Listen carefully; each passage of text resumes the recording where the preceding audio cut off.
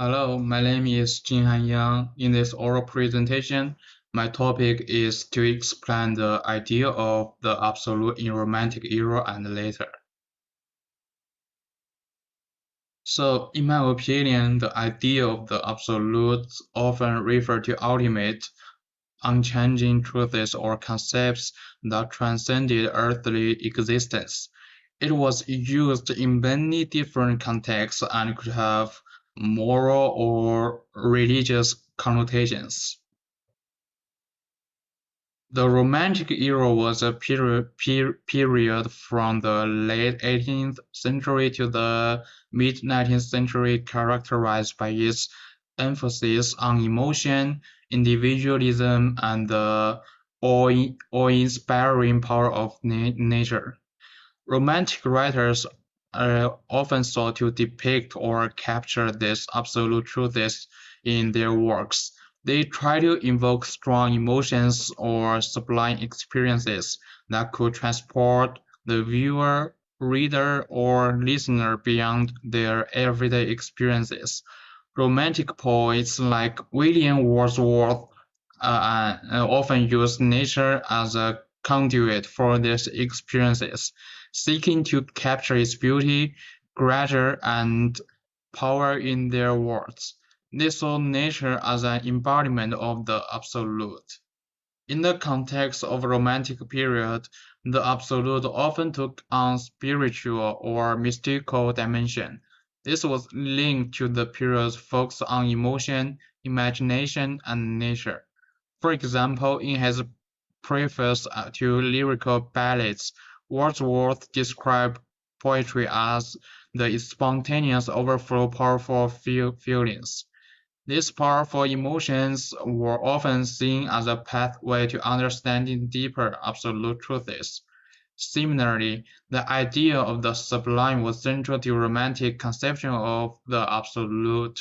In experiencing the sublime, whether through a majestic landscape or a powerful work of art, individuals were thought to gain a glimpse of the divine or the absolute. This tendency towards absolute often showed up in the use of superlatives and exaggerations.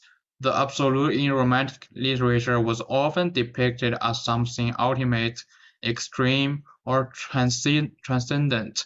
It could be the extreme beauty of a natural landscape, the depths of human emotions, or the sublimity of a divine presence.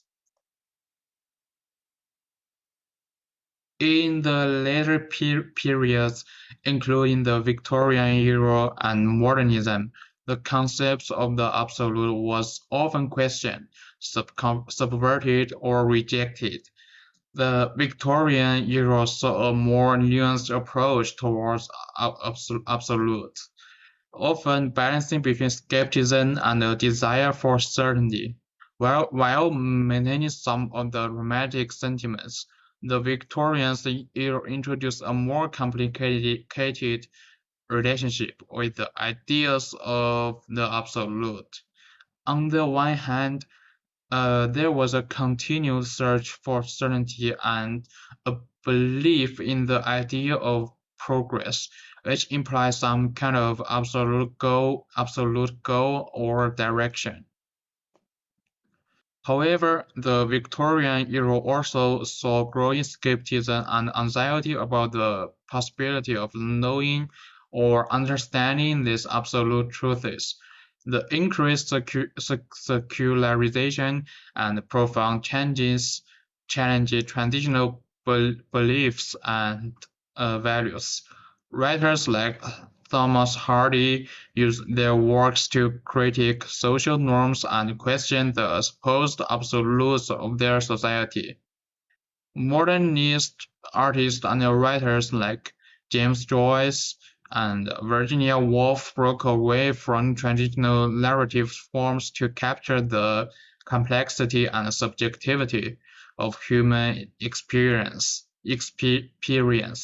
They often depicted reality as fragmented and chaotic, rejecting the idea of a single absolute truth. Instead, They focus on individual perspectives and fluidity of truth. Postmodernists went a step further, often denying the existence of absolute truths altogether. They saw knowledge and truth as inherently unstable and subject to change. This reflected a broader shift in society and culture towards relativism or pluralism, and away from grand narratives and universal truth of the past. However, superlatives were still used for different purposes, such as irony or to highlight the inherent contradictions and paradoxes of life.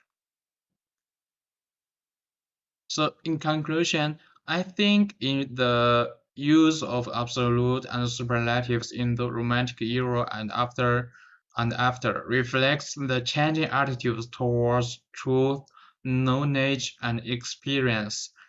It is a way of expressing the highest, the most intense, or the most profound aspects of human experience. Thank you for listening. Have a good day.